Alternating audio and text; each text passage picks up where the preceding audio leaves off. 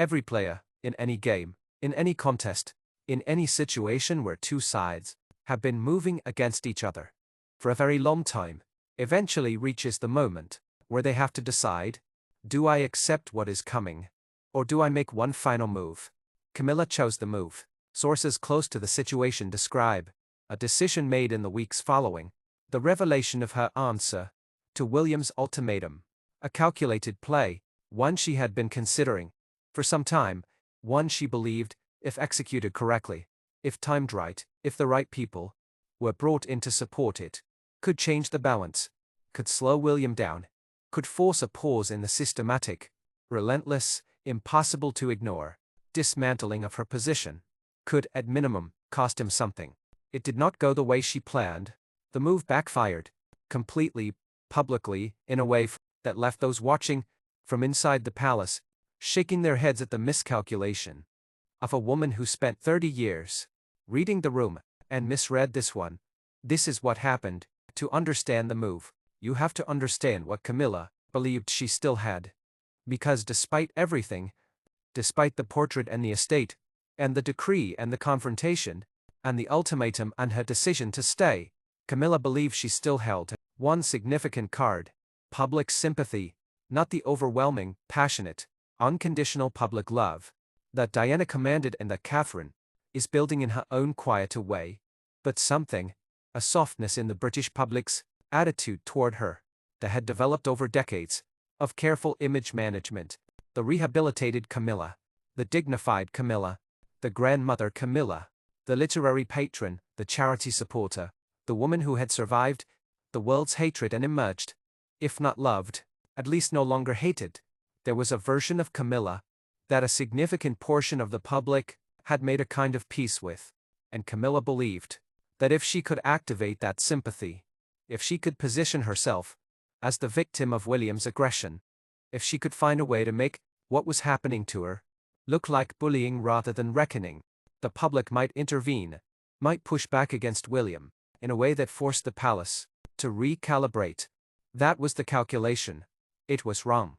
Sources describe what Camilla did with a consistency that makes the picture clear. She reached out through intermediaries, the carefully managed channels of royal communication that allow messages to be sent without fingerprints to certain journalists, certain commentators, certain voices in the royal coverage space, who had, over the years, been sympathetic to her narrative, who had helped build the rehabilitated Camilla image that the palace had invested so much in.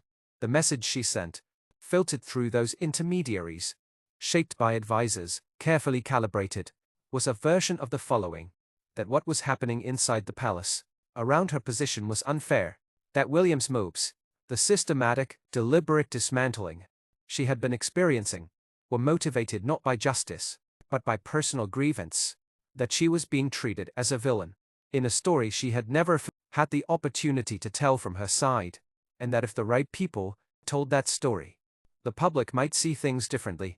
She was asking, in the polished, deniable, palace-appropriate way, for help. The first place it backfired was the public, because Camilla's calculation about the sympathy she had built was outdated. The public's attitude toward her had been carefully measured and managed for decades, but something had changed in the months during which Northwire and channels like it had been documenting in detail, with sourcing, with the specific, accumulated weight of documented events, what William had been doing, and why.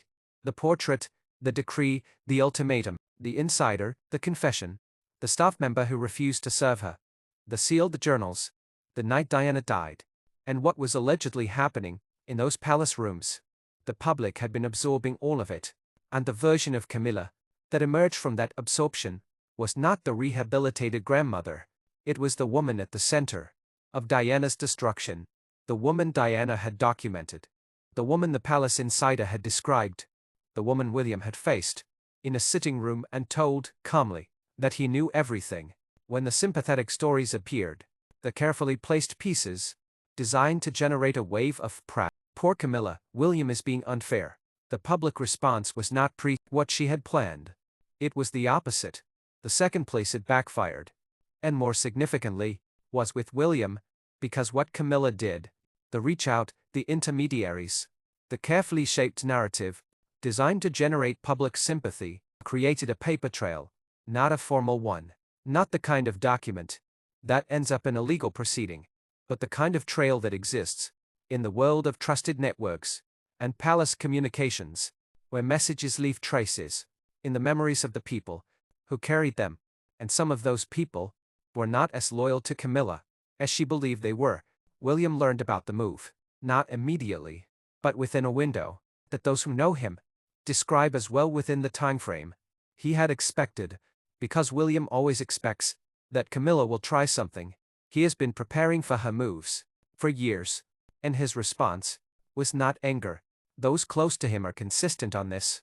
It was not anger. It was, sources say, a kind of quiet, steady, deeply unsurprised recognition.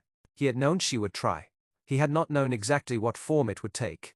Now he did, and the information she had tried to use against him, he was already holding. The sympathetic pieces she had placed in the press confirmed something William had suspected but not documented: her willingness to use external channels to undermine him. He documented it and added it to the case. The fallout from Camilla's move played out across several fronts simultaneously. In the press, the sympathetic pieces were met with a counterwave that those who follow royal coverage describe as unusually robust and unusually sourced. Stories appeared that placed William's actions in the context of Diana's documented experience, that connected Camilla's attempt at public sympathy to a pattern, decades-long, of institutional management, of a narrative that had always served Camilla's interests at Diana's expense. The press, which had been carefully managed for 30 years on Camilla's behalf, found itself in a different landscape, one in which the other side of the story was equally sourced, equally specific, and significantly more emotionally resonant with the public it was trying to reach. Within the palace, the move was noted by Anne Beecher, by the advisors who have been aligned with William, by the institutional machinery that is already quietly in the way that palaces prepare, orienting itself toward the next reign, and by Charles, who was informed, who processed it in the private, heavy way of a man who has known for some time that Camilla's moves are no longer ones he can simply support. The fallout, in short, left Camilla more exposed than before the move was made.